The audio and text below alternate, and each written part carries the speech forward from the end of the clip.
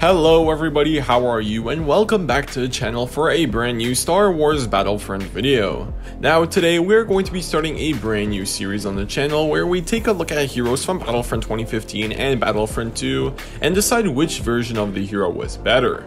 With the Book of Boba Fett streaming now, there is no better hero to start the series off with than Boba Fett. We'll be taking a quick look at stats from both games and then deciding which hero is better based on multiple factors such as health, traits, and abilities. So without further ado, let's get started. Going all the way back to Battlefront 2015, Boba Fett is a highly versatile hero equipped with various weapons. He has 1000 health and his main weapon is the E3 semi-automatic burst rifle. Its rate of fire is completely reliant on how quickly you can press the trigger. It deals 90 to 60 damage per burst and has some great range. His left ability is a short-range flamethrower that allows him to penetrate shields and deal damage to saber heroes while they're blocking.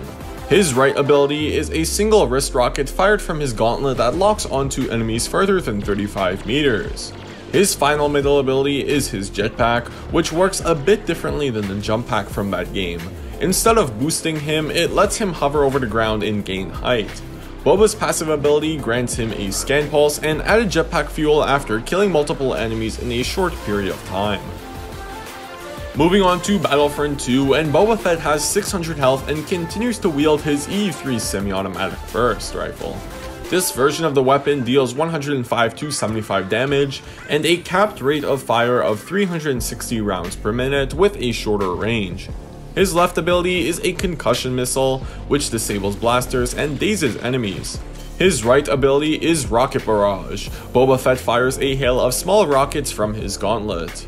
His middle ability is For the Hunt, which reveals enemies, removes Boba Fett from the minimap, and grants Boba Fett infinite jetpack fuel for a short period of time.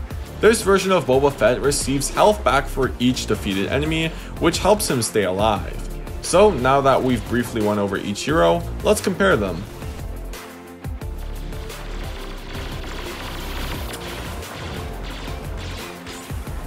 Primary weapon. This one was really easy for me to decide. Battlefront 2015's E3 has an uncapped rate of fire and is a lot more accurate. It may do a bit less damage, but it has greater range and can fire a lot more shots in less time. Not only that, but Battlefront 2015's gives you the option to aim down sights as Boba Fett, adding to your range and accuracy, and a feature that's absent from Battlefront 2. So Battlefront 2015 takes the point here. Health and survivability. This one was pretty tough. Battlefront 2015's Boba Fett has nearly double the health and is super tanky, but Battlefront 2's Boba Fett can get health back on each kill.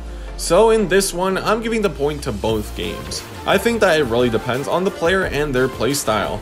If they have more of a run and gun playstyle or stealthy and conserving of their health playstyle.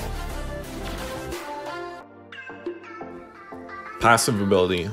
While both passive abilities work differently, Battlefront 2's is way better. Boba Fett really needs that health on kill with his low health pool, and it certainly does help. 50 health per infantry kill and 100 health per hero kill is just that trait he needs to keep his health bar above 400. In Battlefront 2015, his scan pulse and increased fuel are good, but they aren't nearly as useful as getting health back during your gameplay, which is why Battlefront 2 takes the point. Left ability. Flamethrower vs Concussion Blast. Each of Boba Fett's worst abilities put against each other. The flamethrower can be great in going through shields, but is a shorter ranged attack. The concussion missile deals no damage at all, but disrupts enemies' blasters for a second and reveals them in a white outline. This one was really tough for me to decide, but I do feel like Boba Fett's flamethrower just has a slight edge. It's active for a super long time and can surprise enemies hiding behind shields. Don't get me wrong, the concussion missile has its uses, but I think the flamethrower's long duration and high damage per second are what put it slightly on top. If I'm being honest, I don't rely on either of these abilities, but if a chance opens itself up, I pop these abilities on for a bit of fun.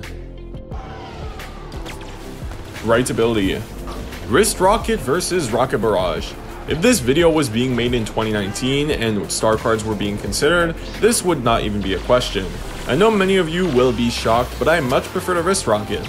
The rocket barrage at close ranges is great, but you do take quite a bit of damage while activating the ability. Not to mention the ability is extremely inaccurate at medium to long ranges. Boba Fett's wrist rocket is one precise missile that deals in a massive amount of damage with some good splash damage. Not to mention it excels at all ranges. Often than not, you'll see yourself getting a guaranteed kill every time you use this ability. In this case, less is better, so the point here goes to Battlefront 2015. Jetpack.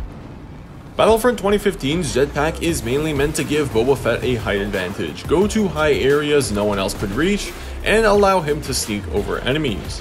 Battlefront 2's Jetpack is Boba's main playstyle. With such low health, spending too much time on the ground can get you killed super quickly by dozens of reinforcements with nearly the same amount of health as you. Battlefront 1's Jetpack is really slow and doesn't give him much horizontal distance. However, it grants him great height, allows for weapon stability, and refuels really quickly. Battlefront 2's Jetpack takes longer to refill and has less fuel, but is a lot faster, allows for great mobility, and prevents you from taking much damage. I'm giving the point to Battlefront 2. The game makes Boba Fett's jetpack a crucial element of Boba Fett's gameplay, and without such a fast escape, Boba would get destroyed left and right by Saber heroes. Couple that with the fact that Battlefront 2's Boba has a third ability that temporarily grants him infinite jetpack fuel, this point goes straight to Battlefront 2. Who is better? After tallying all the points, Boba Fett from Battlefront 2015 comes out on top. I think both heroes are amazing. Boba Fett in Battlefront 2 requires a lot of skill and is extremely underrated, but after considering these factors, it's safe to say that 2015's Boba Fett is superior. Of course, this is just my opinion, and if you create other factors such as sprint speed, counter weapons, and abilities, your final result may change. If you did enjoy this video, be sure to leave a like and subscribe if you haven't already, and stay tuned for more Battlefront 2015 vs Battlefront 2 hero comparisons. See you guys next time, bye, and may the Force be with you, always. Sector is clear. Not clear, not clear!